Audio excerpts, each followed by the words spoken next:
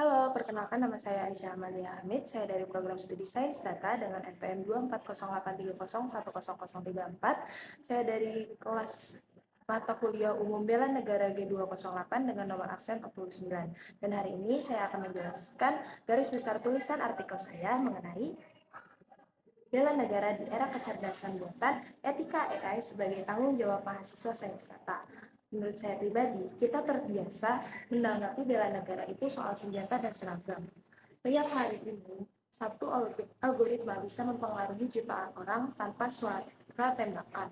Pertanyaannya, karena ancaman ini berubah di Indonesia, apakah cara kita membela negara juga ikut berubah? Hari ini, Indonesia tidak hanya menghadapi ancaman fisik saja, kita juga menghadapi manipulasi opini berbasis AI, kebocoran data warga, dan sistem algoritmik yang diam-diam menentukan siapa yang diuntungkan dan siapa saja yang disingkirkan. Kalau bela negara kita ini hanya dipahami sebagai simbol dan formalitas saja, kita melihatnya itu dalam lingkup yang terlalu sempit.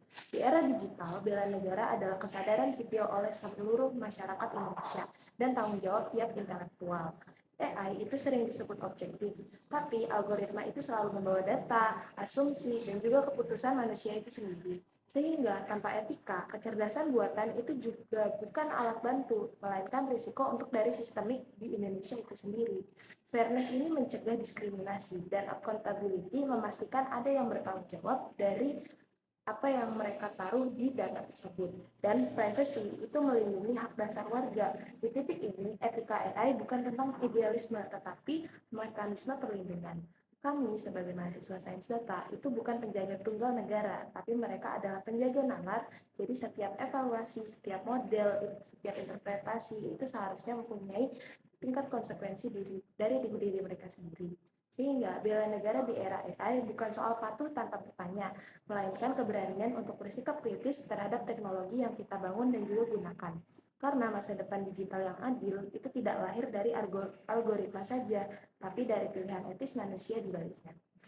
Sehingga dari artikel yang sudah saya kirim dan buat ini, bisa kita simpulkan bahwa Indonesia berada dalam era di mana kecerdasan buatan digunakan oleh hampir seluruh rentang umur masyarakat.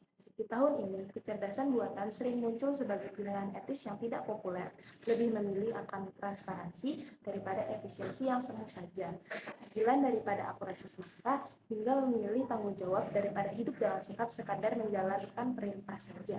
Padahal, bela negara itu bukan slogan Indonesia, melainkan kesediaan untuk bersikap kritis terhadap teknologi yang sudah kita bangun dan juga sudah kita gunakan. Dengan ilmu sains data, AI bukan tambahan opsional saja, melainkan bagian dari tanggung jawab besar seluruh bangsa Indonesia di era digital. Jadi saran dari saya, tetap menggunakan AI itu diperbolehkan, tapi bukan yang bijak. Sekian dan terima kasih. Mohon maaf apabila ada salah kata. Wassalamualaikum warahmatullahi wabarakatuh.